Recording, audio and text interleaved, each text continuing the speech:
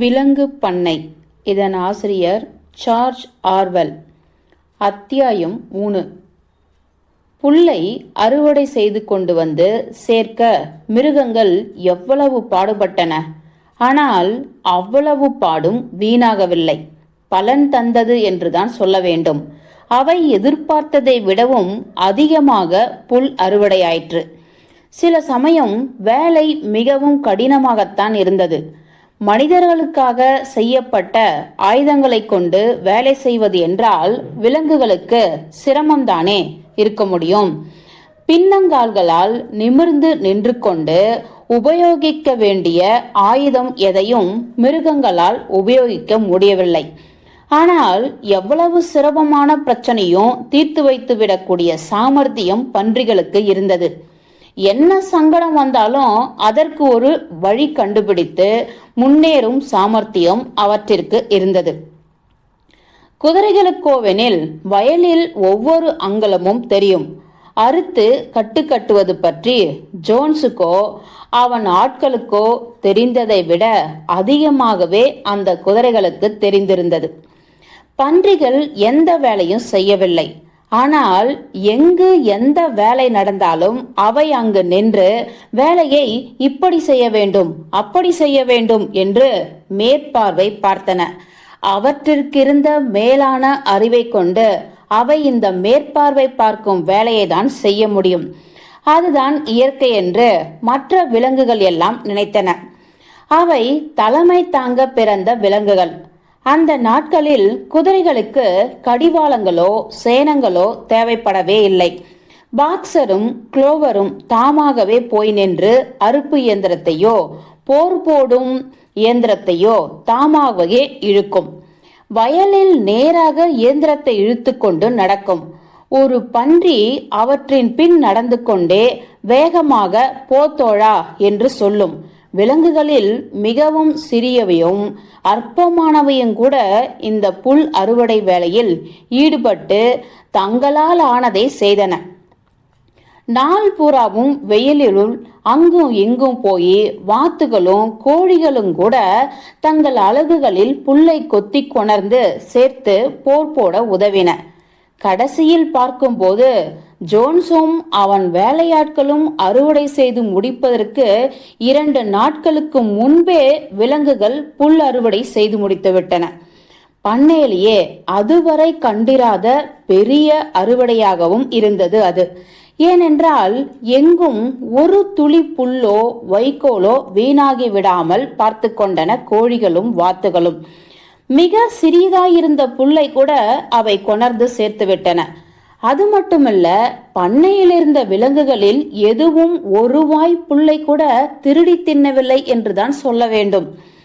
இந்த கோடை பூராவும் பண்ணை வேலைகள் எல்லாம் ஒன்றன் பின் ஒன்றாக தவறாமல் வரிசைகரமாக நடைபெற்றன. அந்த விலங்குகள் கற்பனையில் கூட நினைத்து பார்த்ததில்லை. அவ்வளவு சந்தோஷமாக தங்களால் வாழ்க்கை நடத்த முடியும் என்று ஒவ்வொரு வாய் உணவும் ஆனந்தம் தருவதாக இருந்தது அந்த விலங்குகளுக்கு. அவ்வளவும் அவையே சம்பாதித்து சாப்பிட்ட உணவல்லவா, தங்களுக்காக தாங்களே சம்பாதித்து கொண்ட உணவல்லவா அது. மனசில்லாமல் எஜமானன் கஷ்டப்பட்டு கொடுத்த உணவல்லவே அது. ஒன்றுக்கும் உபயோகமில்லாத அண்டி பிழைத்து அடித்து பிடுங்கிக் கொள்ளும் மனிதர்களை துரத்திய பின் இப்பொழுது ஒவ்வொரு விலங்கும் சாப்பிடுவதற்கு ஏராளமான உணவு இருந்தது. விலங்குகளுக்கு பண்ணை நடத்துவதில் அனுபவம் போதாது என்றாலும் கூட வேலை நேரத்துக்கு பின்னும் ஏராளமான ஓய்வு நேரம் இருந்தது. மிருகங்கள் இந்த வேளையில் பல கடினமான விஷயங்களை, கஷ்டங்களை சமாளிக்க வேண்டியதாக இருந்தது. உதாரணமாக, வருஷத்தின் பின்பகுதியில் தானியங்களை அறுவடை செய்யும் போது அவை மிகவும் பழைய பாணியில் அறுத்து கட்டுகளை காலால் மிதித்து தானியங்களை உமியின்றும் மூச்சால் ஊதி பிரித்து சேகாரம் செய்ய வேண்டியதாக இருந்தது. அந்த பண்ணையில் அறுவடை செய்த தானியங்களை அடித்து பிரிக்க இயந்திரங்கள் எதுவும் இல்லை.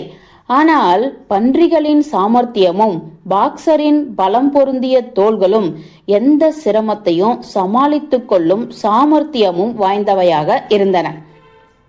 பாக்ஸரை பார்த்து எல்லா விலங்குகளும் ஆச்சரியப்பட்டன. ஜோன்ஸின் காலத்திலேயே அது மிகவும் கடினமான வேலைகளை சமாளித்து செய்யும் சக்தி வாய்ந்த விலங்காதான் இருந்தது. ஆனால் இப்பொழுது அது ஒரே விலங்கா அல்லது 3 விலங்குகளின் பலத்தை படைத்த விலங்கா என்று சொல்ல முடியாதபடி வேலை செய்தது. சில நாட்களில் பண்ணை வேலை முழுவதுமே அதன் தலையில் விழுந்துவிட்டதோ என்று கருதும்படியாக அவ்வளவு வேலை செய்தது அது. அதிகாலை நேரம் முதல் இரவு வரையில் அது ஓயாமல் ஒழியாமல் வேலை செய்து கொண்டே இருந்தது. எதையாவது இழுத்து கொண்டிருக்கும் அல்லது எதையாவது தள்ளி கொண்டிருக்கும். கடினமான வேலை எங்கு நடைபெற்று கொண்டிருக்கிறதோ அங்கே பாக்ஸரை காணலாம். சேவர் கோழி ஒன்றுடன் அது ஏற்பாடு செய்து கொண்டிருந்தது. அதிகாலையிலேயே சேவல் கூவி தன்னை எழுப்பிவிட வேண்டும் என்று. மற்ற விலங்குகள் எழுந்திருப்பதற்கு அரை மணி நேரம் முன்னதாகவே பாக்ஸர் எழுந்துவிடும். மிகவும் அவசியமான வேலை என்று எது இருந்ததோ அதை செய்வதில் தானாகவே தேடி போய் கவனம் செலுத்தியது அது. கடினமான வேலைகள் பலவற்றை அது தானாகவே மற்ற விலங்குகள் எழுந்து வருவதற்கு முன்னதாகவே செய்து முடித்துவிடும். தினசரி வேலை தொடங்கும் முன் அது தன் வேலையை தொடங்கிவிடும். எந்த பிரச்சனைக்கும் எந்த சிரமத்துக்கும் அது அளித்த பதில் ஒன்றேதான், நான் இன்னும் கொஞ்சம் சிரமப்பட்டு வேலை செய்வேன். இதையே அது தன் வாழ்க்கையின் முக்கிய நோக்கமாக ஏற்றுக்கொண்டு விட்டது. ஒவ்வொரு மிருகமும் அதனுடைய சக்திக்கேற்றபடி உழைத்து வந்தது. கோழிகளும் வாத்துகளும் தங்கள் மூக்கால் கொத்தி கொத்தி சிதறி களத்தில் விழுந்த தானியங்களை எல்லாம் கொணர்ந்து களஞ்சியத்தில் சேர்த்தன. யாரும் திருடவில்லை. வேலை அதிகம் என்று யாரும் முணுமுணுக்கவில்லை. தின்பதற்கு கிடைத்த தீனி போதாது என்று யாரும் முகத்தை காட்டவில்லை.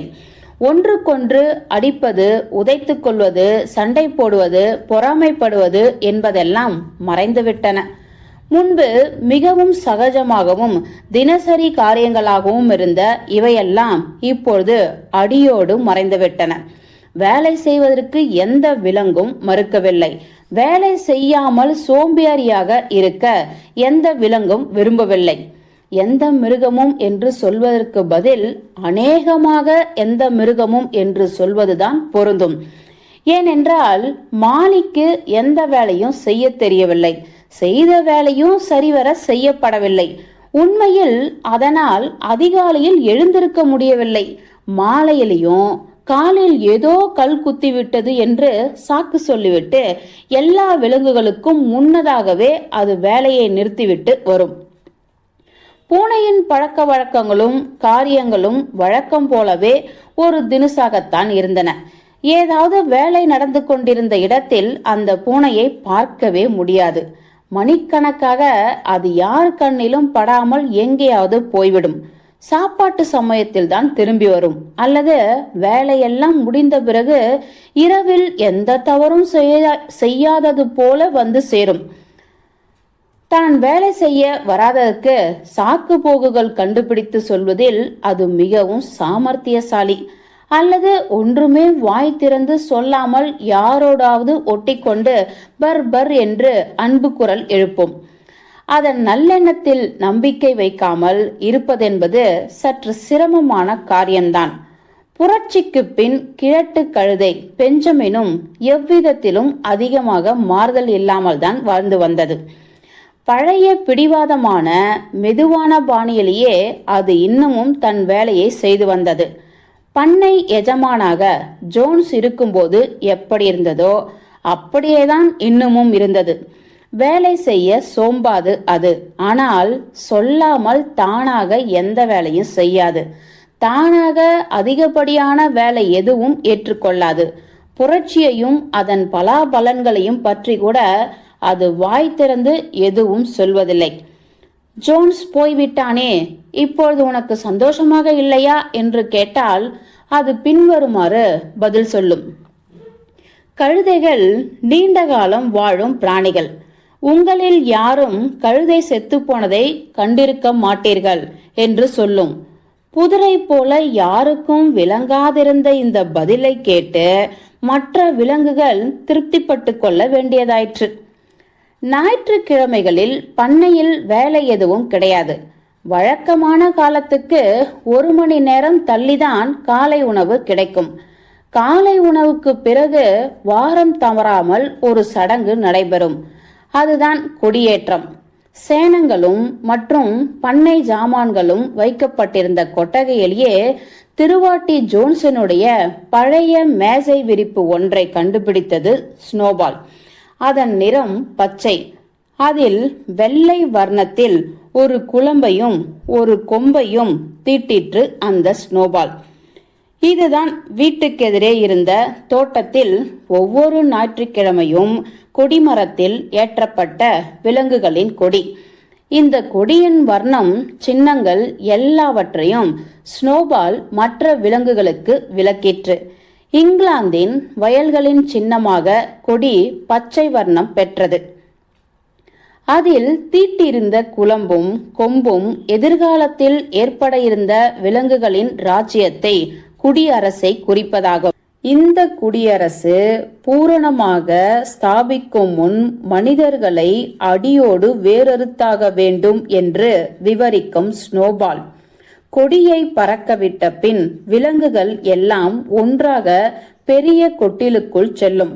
கூட்டம் என்று சிறப்பாக கூறப்படும் இந்த பொது சபை கூட்டத்தில்தான் அடுத்த வாரத்தில் பண்ணையில் நடக்க வேண்டிய வேலைகள் எல்லாம் நிர்ணயிக்கப்படும். பல சமயங்களில் தீர்மானங்கள் வாசிக்கப்பட்டு விவாதிக்கப்படும். தீர்மானங்களை கொணர்ந்தவை பன்றிகள்தான். மற்ற விலங்குகளுக்கு ஓட்டளிக்க தெரியுமே தவிர தாமாக எந்தவித தீர்மானத்தையும் பேச தெரியாது. இந்த தீர்மானங்களை பற்றிய விவாதங்கள் எல்லாம் அதிகமாக கலந்து கொண்டன ஸ்னோபாலும் நெப்போலியனும். ஆனால் அவை இரண்டும் எந்த விஷயம் பற்றியும் ஒத்துப்போவதில்லை என்பது சீக்கிரமே தெளிவாக தொடங்கியது. மற்ற விலங்குகளின் கவனத்துக்கும் இந்த வித்தியாசங்கள் அதிசீக்கிரமே தெரிய வந்தன. 2இல் 1 ஏதாவது யோசனை சொன்னால் உடனே மற்றது அதை ஆட்சேபிக்க குதித்து எழுந்துவிடும். சாதாரணமாக யாரும் ஆட்சேபம் சொல்ல முடியாத விஷயங்களை பற்றியும் கூட விவாதங்கள் பிரமாதமாக நடைபெறும். உதாரணமாக, பழத்தோட்டத்துக்கு அப்பால் உள்ள வயலை வயது முதிர்ந்த வேலைக்கு லாய்க்கற்ற விலங்குகளின் உபயோகத்துக்கென்று ஒதுக்கி வைப்பது என்கிற விஷயம் விவாதத்துக்கு வந்தால் இதில் விவாதம் மிகவும் கடுமையாக நடக்கும். ஒவ்வொரு விலங்கு வர்க்கமும் எந்த வயதில் வேலையிலிருந்து விலகிக் கொள்ளலாம் என்பது பற்றி ஓயாமல் தர்க்கம் செய்யப்படும். இந்த கூட்டங்கள் எல்லாம் இங்கிலாந்தின் விலங்குகள் என்கிற பாட்டுடன் தான் முடியும். சாதாரணமாக ஞாயிற்றுக்கிழமை மாலைகளில் ஏதாவது பொழுதுபோக்கான, மனதுக்கு உற்சாகம் அளிக்கிற விளையாட்டுகளில் விலங்குகள் ஈடுபடும். முன்பு சேனங்கள் முதலியன வைக்கப்பட்டிருந்த கொட்டகையை தலைமை காரியாலயமாக பன்றிகள் தங்களுக்கென்று ஒதுக்கி வைத்து கொண்டன. இங்கே மாலை வேளைகளில் பன்றிகள் அவசியமான பல தொழில்களை கற்றுக்கொண்டன.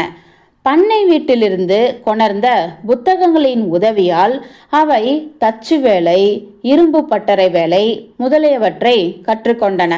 ஸ்னோபால் மிருகங்கள் பலவற்றை கூட்டி பல கமிட்டிகள் அமைப்பதில் காலத்தை போக்கியது.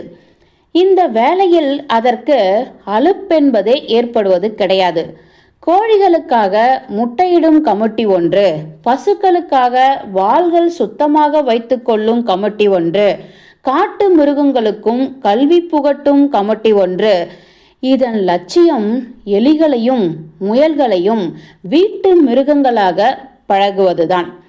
ஆடுகளுக்காக வெண்மையான ரோமம் உற்பத்தி கமிட்டி ஒன்று. இப்படியாக எத்தனையோ கமிட்டிகளை உற்பத்தி செய்தது ஸ்னோபால். இத்தனையும் தவிர எழுதவும் படிக்கவும் மற்ற மிருகங்களுக்கு சொல்லித் தருவதற்காக வகுப்புகளும் நடத்தி வந்தது அது.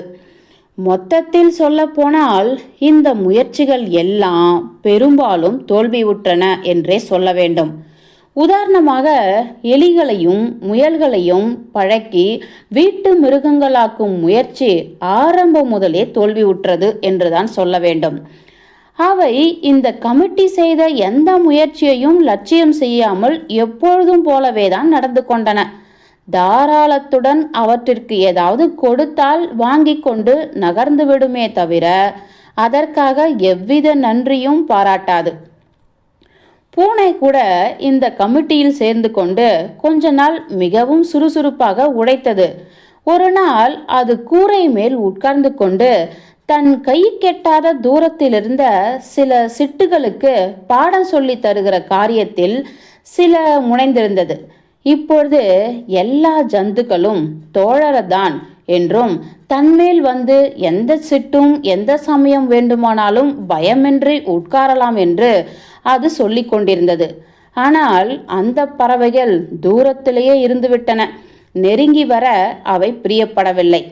எழுத படிக்க சொல்லித் தருகிற வகுப்புகள் வெற்றிகரமாகவே நடந்தன என்று சொல்ல வேண்டும். இலையுதிர் காலம் வரும்போது பண்ணையிலிருந்த விலங்குகளில் அநேகமாக எல்லாமே ஓரளவுக்கு கல்வியறிவு பெற்றுவிட்டன. பன்றிகளை பற்றிய வரையில் அவை நன்றாகவே எழுத படிக்க கற்றுக்கொண்டு விட்டன. நாய்களும் சுமாராக படிக்க கற்றுக்கொண்டன. ஆனால் அந்த 7 விதிகளை தவிர வேற எதையும் படிப்பதில் அவற்றிற்கு அக்கறை உண்டாகவில்லை. முரியல் என்கிற ஆடு நாய்களை விட நன்றாகவே படிக்க கற்றிருந்தது. மாலை வேளைகளில் சில சமயம் குப்பை மேடுகளில் கிடந்த பத்திரிகை துணுக்குகளை பொறுக்கி வந்து அது மற்ற விலங்குகளுக்கு வாசித்து காட்டும். பெஞ்சமினால் பன்றிகளைப் போலவே நன்றாக படிக்க முடியும். ஆனால் படிக்கிற காரியத்தை அது செய்வதில்லை. படிப்பதற்கு தகுதியான விஷயம் எதுவும் இல்லை என்பது அதன் அபிப்பிராயம். எனக்கு தெரிந்த வரையில் படிப்பதற்கு தகுதியான விஷயம் எதுவும் கிடையாது என்று அது சொல்லும். குளோவர் எழுத்துக்களை எல்லாம் கற்றுக்கொண்டு விட்டது. ஆனால் எழுத்துக்களை கூட்டி வார்த்தைகளை அமைக்க அதற்கு தெரியவில்லை. பாக்ஸரால் ஆரம்ப எழுத்துகளில் 4வது எழுத்தை தாண்ட முடியவில்லை. தாண்டினால் முதலில் கற்றுக்கொண்ட 4 எழுத்துகளும் அதற்கு மறந்துவிடும். 5வது எழுத்து என்ன என்று எவ்வளவு யோசித்தாலும் அதற்கு ஞாபகம் வராது. தெரிந்த 4 எழுத்துக்களை அது அடிக்கடி தன் முன்னங்கால்களால் தரையில் எழுதி பார்த்து ஆனந்திக்கும்.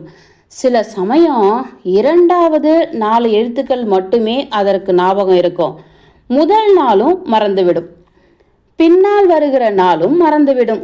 நாளடைவில் தெரிந்த 4 எழுத்துக்களே போதும் என்று அது திருப்தி அடைய தொடங்கிவிட்டது. தினம் 2 தடவை அவற்றை மட்டும் எழுதி மறந்துவிடாமல் காப்பாற்றி கொண்டது அது. மாலியை பற்றிய வரையில் தன் பெயரில் இருந்த எழுத்துக்களை தவிர வேற எந்த எழுத்துக்களையும் கற்றுக்கொள்ள அது மறுத்துவிட்டது. மரக்குச்சிகளை வைத்து அழகாக தன் பெயரை அது அடுக்கி வைக்கும். பிறகு அந்த பெயருக்கு அலங்காரமாக மரக்குச்சிகளில் புஷ்பங்களை வைத்து ஆனந்திக்கும். தன் பெயரை சுற்றி சுற்றி வந்து கழிக்கும் அது. பண்ணையில் உள்ள மற்ற விலங்குகளில் எதுவும் முதல் எழுத்துக்கு அப்பால் போகவில்லை. அது மட்டுமல்ல, ஆடுகள், கோழிகள், வாத்துகள் போன்ற சாமர்த்தியம் இல்லாத ஜந்துகளால் 7 விதிகளை கூட மனப்பாடமாக கற்றுக்கொள்ள முடியவில்லை என்பது நாளடைவில் தெரிய வந்தது.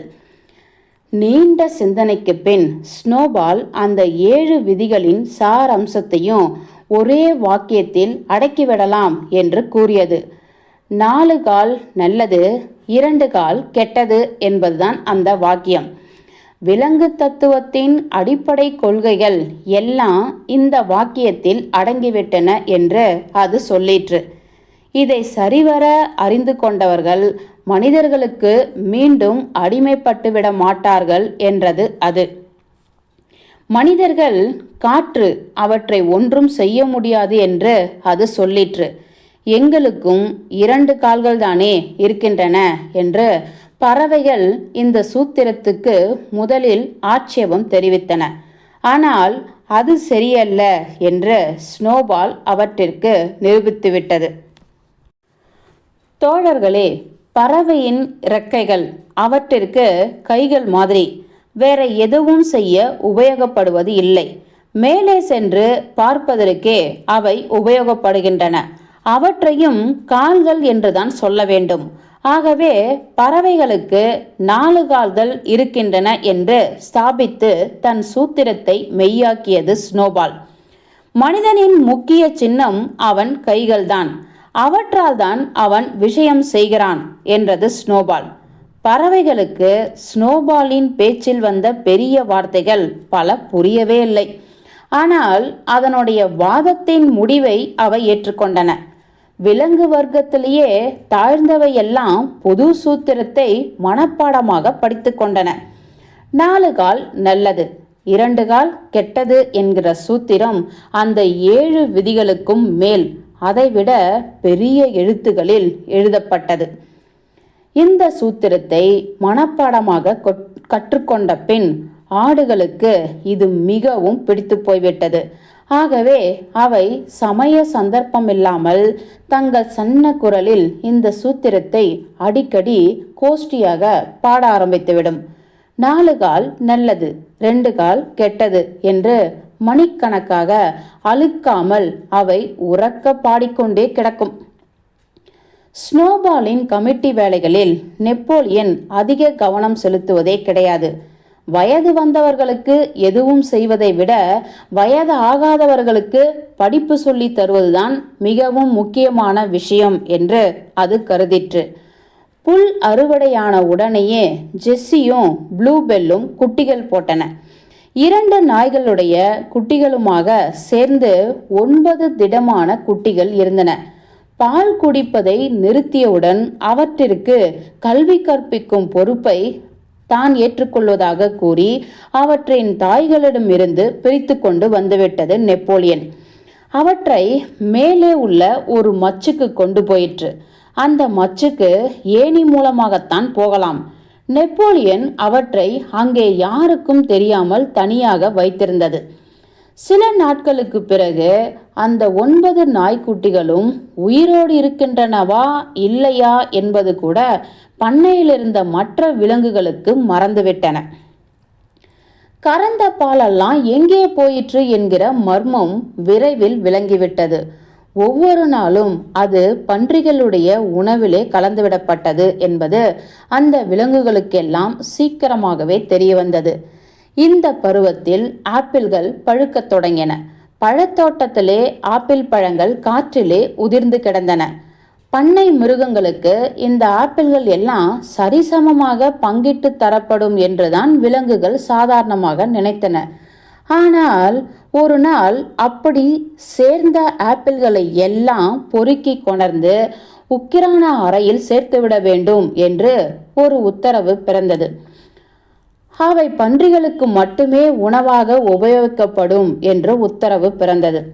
இதை கேட்ட விலங்குகளில் சில முணுமுணுத்தன. ஆனால் இந்த முணுமுணுப்பினால் பயன் எதுவும் ஏற்படவில்லை.